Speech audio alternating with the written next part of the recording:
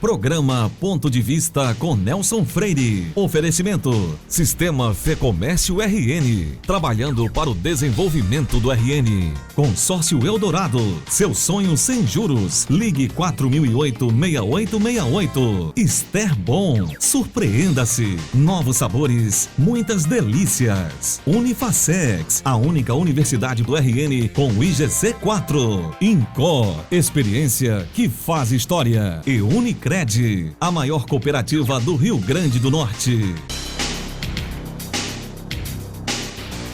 O ponto de vista de hoje vai tratar de um assunto interessante, que é o que se convencionou chamar a quarta força da psicologia moderna.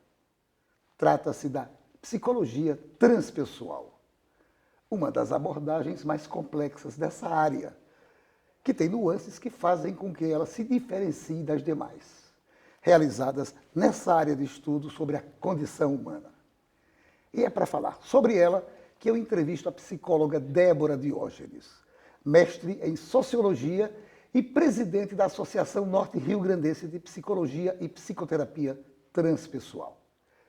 Mas antes eu mando um abraço para as psicólogas Luísa Freire, Claire Correia e Camila Rubim. Débora Diógenes, uma alegria imensa receber você no programa. Essa entrevista já estava agendada há um bocado de tempo, desde o ano passado, e finalmente a gente pode concretizar a satisfação de entrevistar você sobre esse assunto que é tão bacana, é tão peculiar, é tão interessante. Eu tenho certeza que o telespectador que está nos assistindo vai gostar imensamente de assistir. Agradeço por você ter aceitado o convite, Débora. E eu queria começar a nossa entrevista perguntando a você o seguinte: para você dizer, explicando a quem está nos assistindo, o que é a psicologia e quando ela, de fato, surgiu. Eu que agradeço, é um prazer imenso estar aqui no seu programa e falar da psicologia e da psicologia transpessoal. A psicologia, o primeiro laboratório surge em 1879 na Alemanha, né? E como a psicologia trata do estudo da subjetividade, vamos dizer assim, do comportamento humano, das emoções, algo muito subjetivo, para que ela pudesse ser reconhecida como ciência, o primeiro trabalho foi feito através do condicionamento, né, proporcionando estímulos, respostas, através do trabalho com animais. Então, a primeira força na psicologia é o behaviorismo ou comportamentalismo. Aí é que surge a psicologia enquanto ciência. Mas você concorda que lá na antiguidade, lá no passado, os gregos foram aqueles que primeiro abordaram a questão da alma humana? Sim, com certeza. A filosofia, ela dava conta de tudo, né? Existia uma visão de totalidade, a partir do momento que as ciências vão tomando forma e vão se separando, e cada uma vai tendo o seu estudo específico, uma visão mais cartesiana, onde há uma divisão dessa totalidade do ser humano. A palavra psicologia vem de psique, que significa alma. Débora, hoje, século XXI, na sua concepção, no seu ponto de vista, qual o verdadeiro papel dos psicólogos nesse momento que nós estamos vivendo, até porque nós estamos vivendo um momento de muita conturbação, e isso nos 4 cantos do mundo, isso que gera, com certeza, influência nas próprias pessoas. Qual o papel dos psicólogos hoje nos tempos modernos? É um papel bastante importante, né? O tratamento psicológico, a psicoterapia, diferenciando suas abordagens, é de fundamental importância para o equilíbrio das pessoas, né? Para as suas emoções. Eu acho que a pior doença hoje é o medo. As pessoas estão apavoradas com tudo. Elas já saem de casa esperando o pior. Elas já saem de casa esperando assalto, violência. Então, o medo está tomando conta das pessoas. As pessoas têm medo de doenças, todo o medo está fundamentado no medo da morte, né? E muitas vezes elas vão se limitando, a vida vai ficando limitada. Ela esquece de quem ela é, da sua essência, ela vai entrando em contato com os papéis que ela exerce, com a pressão, a cobrança que a sociedade, que a nossa cultura exige de cada um de nós. Então, a psicoterapia, a psicologia vai ajudar, o psicólogo vai ajudar essa pessoa a encontrar a sua verdadeira essência, a se a passar por um processo de morte e renascimento do ego, onde ela vai descobrir quem realmente ela é e quais são os potenciais que ela tem que pode ser desenvolvido. Você falou há pouco do behaviorismo. A pergunta que eu queria lhe fazer, há muitas correntes na psicologia? Sim, depois do behaviorismo veio a segunda grande força na psicologia, que é a psicanálise, né? O trabalho de Sigmund Freud, que todos nós reconhecemos como base para as outras abordagens, onde ele fala da sexualidade infantil, onde ele fala da energia da libido, ele fala dos níveis, né, de consciência do id, ego, superego, consciente, pré-consciente, inconsciente. Então, ele vamos dizer que é um grande percursor da psicologia. Depois vem o humanismo, a corrente humanista, e alguns outros paralelos, alguns como o Jung, da psicologia analítica, que o Freud chamava ele de príncipe herdeiro, mas depois ele rompe com Freud e acredita que existem outras questões a serem abordadas nesse ser humano. Ele fala do inconsciente coletivo, ele fala da persona, da sombra, cria outra corrente, se separa de Freud. Existem outros grandes teóricos, como o Lowen, o Reich, o Viktor Frankl. Então, são todos teóricos que vão criando outras abordagens e outras teorias. E os mesmos psicólogos que criaram a psicologia humanista, eles perceberam que dentro desse estudo do ser humano faltava uma vertente muito importante, que era a espiritualidade, não religião. As pessoas confundem religião, religiosidade com espiritualidade, né? Então, esse homem, ele é um ser biopsico, sócio espiritual, né? A gente pode falar até biopsico, sócio espiritual e cósmico, como a transpessoal percebe. Então, a transpessoal vai cuidar de tratar esses aspectos do ser humano. E aí a quarta força na psicologia se chama a psicologia transpessoal. Significa dizer, então, que de fato há muitas divergências nessas diversas abordagens. Isso, existem muitas divergências, mas assim, todas têm o seu mérito, temos que honrar todas elas, têm sua eficácia e cada pessoa se adequa melhor a uma determinada abordagem. Você falou exatamente há pouco, resumidamente, sobre a psicologia transpessoal. Você pode repetir isso aqui, porque a nossa telespectadora, o nosso telespectador gostaria, e eu também, faça um painel um pouquinho mais complexo do que é exatamente a psicologia transpessoal. O nome transpessoal, né? Além do pessoal, além do ego. No final da década de 60, mais especificamente em 67, 68, começou aquela influência no movimento hippie, as drogas psicodélicas, a influência da psicologia oriental e das práticas de yoga, prática meditativa, e as pessoas começavam a falar sobre essas experiências de pico, essas experiências de expansão da consciência. E aí, que experiências eram essas? Que experiências espirituais onde não existia a intervenção de uma instituição religiosa, de um templo religioso ou de alguém que fizesse essa ponte entre o homem e o divino? Então, foi observando que existia outros níveis de consciência, além daquela cartografia que já existia anteriormente, né? E aí, a transpessoal passa a estudar, ela é a ciência que estuda esses estados que a gente chama de incomuns de consciência. Nós temos essa consciência ordinária e podemos acessar outros níveis de experiência, outros níveis de consciência. E um deles que nós mais estudamos dentro da psicologia transpessoal são as experiências intrauterinas. O Stanislav Grof, que foi quem denominou esse termo, e hoje tem 87 anos, vive na Califórnia, que é o celeiro das grandes revoluções na psicologia, é a Califórnia.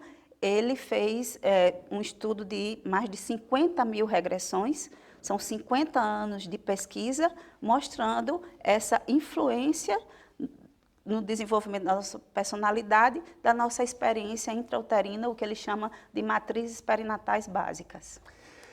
Qual o ponto principal da diferenciação entre a psicologia freudiana com a psicologia transpessoal? A psicologia freudiana, ela trabalha dentro de uma perspectiva das nossas memórias depois do nascimento. Ela enfoca muito a primeira infância. O trabalho fica no nível psicodinâmico. A transpessoal, ela já vai trabalhar no nível mais de memórias intrauterinas das matrizes perinatais. O que é que a psicologia transpessoal tem a ver com a física quântica? A física quântica, ela é uma resposta ao modelo cartesiano, né? E ela vai mostrar que tudo no universo está interligado. Não há uma separatividade. E a transpessoal tem essa visão desse homem biopsicossocial e cósmico. Então, não há uma separação da relação entre mente e corpo. E também nós consideramos os aspectos da espiritualidade. Então, não tem como estudar psicologia transpessoal sem você ter uma visão quanto relativista. Você falou há pouco um negócio bacana que me chamou a atenção. Você falou da descoberta pela psicologia transpessoal de outros níveis de consciência. E exatamente essa descoberta, essa observação da existência desses outros níveis foi que fez com que a psicologia transpessoal criasse volume e passasse a existir de uma forma bem objetiva. Como é que você vê esses estados, você como psicóloga, esses estados e esses níveis de consciência diferenciados? Ajuda muito a entrar em contato com traumas mais profundos, quando você consegue expandir a consciência. Existem práticas para isso. Uma das práticas é a respiração holotrópica, através de uma hiperventilação e de determinadas músicas e trabalhos corporais, e nós temos uma facilidade maior de entrar em contato com esses traumas. Ao mesmo tempo, as pessoas, quando conseguem expandir essa consciência, elas passam a ter uma nova percepção de si e do mundo. Então, é muito interessante. A hipnose também pode ser usada nesse tratamento como algo complementar ou não? Nós temos técnicas regressivas sem precisar naturalmente entrar num estado de hipnose. Ou seja, a pessoa tem uma consciência que ela está aqui e agora, naquele colchão, naquele momento dentro do setting terapêutico, mas ela também traz, por exemplo, uma memória de estar dentro do útero materno no momento do parto. E isso repercute depois nas fobias, psicopatologias que vêm a se desencadear na sua vida pós-natal. Que beleza! Você falou também há pouco tempo de uma coisa que me chamou a atenção. Eu queria que você explicasse melhor para mim, que eu sou leigo, eu não sou psicólogo. Se eu fosse, saberia, como você sabe. O que é a morte do ego, que você falou há pouco tempo? Um dos subprodutos do ego é a autoimagem, né? Você vai se identificando com os papéis que você exerce, com aquilo que você acredita que você é, com aquilo que a sua vida, a cultura que você vive, a religião, a própria família vai ajudando a você a conceituar que você é aquilo ali. E muitas vezes você não se dá conta de outros potenciais que você tem. Então, o ego é como se fosse uma estruturação, né, daquilo que você vai se transformando, e o subproduto é a autoimagem. Algo de errado nisso? Não. O ruim é quando você se identifica, acredita que você é aquilo e não consegue lidar com as transformações e as mudanças da vida. Por exemplo, se você perde um emprego, você está identificado com aquele papel profissional. Então, você tem que entender que você tem outros potenciais a ser desenvolvido. Então, a gente chama isso de uma morte e renascimento do ego. Você está numa relação afetiva, aquela relação acaba. Então, você se identificou com aquela estrutura daquela relação. Você precisa entender que aquela relação acabou, mas que você é um ser em evolução, uma essência em evolução, e que você pode reconstruir a sua vida em todos os aspectos. Então, a morte do ego se dá nesse sentido de você se transformar, saber que você pode transformar e que tudo na vida é impermanente. Que você pode se reconstruir. Isso. Mas não saia daí, nós voltamos em instantes para o nosso segundo bloco. Unifacex, um dos melhores centros universitários do Brasil, acaba de inaugurar novo campus Imaculada Conceição. Lança novo curso de farmácia, com moderna proposta pedagógica. Tem o melhor curso de administração do RN e diversos outros à sua escolha, com a qualidade que fazem do Unifacex e GC4. E para você ter ideia, não tem uma única universidade privada no RN com GC4. Unifacex, 5 unidades com a mais completa estrutura para você. Vestibular toda quarta e sexta. Os sabores Esterbon surpreendem o Rio Grande do Norte, e é aqui, no nosso estado, onde são produzidas essas maravilhas, em uma das mais modernas fábricas da América Latina. Na Esterbon, tudo é produzido com muito carinho, seguindo os mais exigentes padrões de qualidade e de responsabilidade ambiental. Exija a qualidade Esterbon na sua casa. O sabor genuinamente potiguar vai continuar te surpreendendo. Valorização social. É sob essa denominação que o Sistema Fé Comércio do Rio Grande do Norte, por meio do SESC, promove cursos que buscam desenvolver e despertar habilidades pessoais de modo a transformá-las em opção de geração de renda. São cursos nas áreas de culinária, artesanato, imagem pessoal, corte e costura, entre outros. Com preços subsidiados e reconhecida qualidade no seu conteúdo, os cursos redundam na democratização de oportunidades e podem ser feitos por comerciários, seus dependentes e população em geral. Ao longo de 2016, serão cerca de 420 vagas em diversos cursos que também seguem a máxima da capilaridade da atuação do Sistema Fé Comércio, beneficiando pessoas em vários municípios potiguares, como Caicó e Mossoró, além da capital, Natal. Os editais são lançados mensalmente e as inscrições são feitas nas unidades SESC, onde os cursos serão ministrados. Mais informações no www.sescrn.com.br. SESC, uma instituição do Sistema Fé Comércio RN. Seu papel é estudar. O nosso é tornar possível seus estudos. Seu papel é dirigir com responsabilidade. O nosso é tornar possível o seu carro. Seu papel é decidir viver junto para sempre. O nosso é tornar possível o futuro de vocês dois. Seu papel é amar seus filhos. O nosso é tornar possível o lar da sua família. Consórcio Eldorado. Há 30 anos, o nosso papel é tornar possível. Não é demais lembrar que a Unicred Natal é a maior cooperativa de crédito do Rio Grande do Norte. É uma das maiores de todo o Norte e Nordeste do Brasil. E a cada ano ela se consolida ainda mais como exemplo padrão de rentabilidade, de gestão e de segurança para todos os seus cooperados. Vale a pena você conhecer a Unicred Natal. Maiores informações pelo telefone 4009-3535. E também vale repetir que o Incor Natal é especialista em clínica e procedimentos de alta complexidade ligados ao coração. Além da melhor equipe de cardiologia da cidade, ainda oferece serviços de geriatria, endocrinologia, neuropediatria, dermatologia, além de outras especialidades. Tanto na unidade clínica da Miguel Castro, como na unidade hospitalar na Promater. E nós voltamos à nossa entrevista com Débora Diógenes. Débora, você falou no primeiro bloco sobre a questão, a última pergunta que eu lhe fiz, sobre a questão da morte do ego. Isso me faz lembrar uma outra coisa, a questão do desapego. Apego e desapego, coisas conflitantes.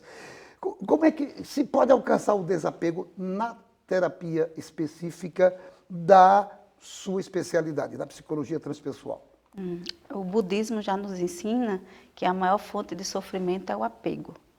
Você cria expectativas, você cria um mundo ao seu redor que você acredita que você pode controlar, né? E a permanência é uma ilusão, tudo é impermanente, tudo vai se transformando. Então as pessoas têm dificuldade de mudanças, porque elas às vezes continuam até num sofrimento que ela já está acostumada, do que acreditar que ela pode se transformar e entrar numa nova fase da vida. O novo, às vezes, assusta. Então, o trabalho é justamente isso. Juntamente com o outro, fazê-lo perceber que ele pode transformar a situação que ele está vivendo. E que isso pode ser seguro. Ele tem outros potenciais. Quando ele se dá conta disso, ele começa a trabalhar o desapego. Como é que você define tristeza e melancolia? A tristeza é uma resposta a algo que lhe proporciona dor, sofrimento, algo que não sai de acordo com as expectativas, algo que lhe frustra, né? A tristeza seria o primeiro estágio da melancolia. A melancolia já seria uma dor maior, uma dor na alma, como a gente chama, né? E uma descrença, uma falta de sentido. Muitas vezes você fica apegado a algo do passado e fica rememorando aquilo, remoendo como um abandono, como uma frustração, vamos dizer assim.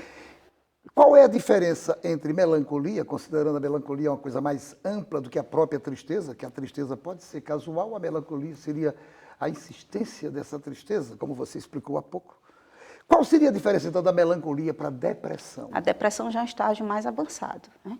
Aí a depressão, ela seria uma falta de motivação, uma falta de vontade de viver, já ela pode chegar num estágio bem elevado, a pessoa não tem forças, fisicamente até o corpo, né? É um pouco curvado, a pessoa não encontra sentido na vida, então isso tem vários estágios de depressão, seria o estágio mais avançado da depressão. Uma das maiores causas hoje do suicídio é a depressão. Agora, o que motiva a depressão? Ela é apenas um conjunto de tristezas que geraram a melancolia e um aprofundamento da melancolia, ou ela também tem características físicas, biológicas, além de mentais? Existe a depressão endógena e existe a depressão exógena, né? Então, a depressão endógena tem a ver com a neuroquímica, com a neurofisiologia, e a depressão exógena são fatores externos, né? Você vai criando expectativas na sua vida, você vai planejando um futuro, aquelas coisas não acontecem de acordo com aquilo que você esperava, você se deprime, você se frustra e vai vindo uma depressão, você se identifica com a autoimagem de derrotado, de que é incapaz e perde a motivação, não acredita nos seus potenciais, na sua capacidade, e a depressão vai se instalando. Significa dizer, então, desculpe a minha total falta de conhecimento da área, mas significa dizer, então, que a depressão, ela, para ser bem cuidada, ela tanto vai precisar da questão medicamentosa, como também de um auxílio psicológico? Em alguns casos, há um bom resultado sem nem precisar de medicação. Em outros casos, a gente precisa entrar com a medicação, sim, um antidepressivo. Uma outra pergunta que diz respeito à depressão.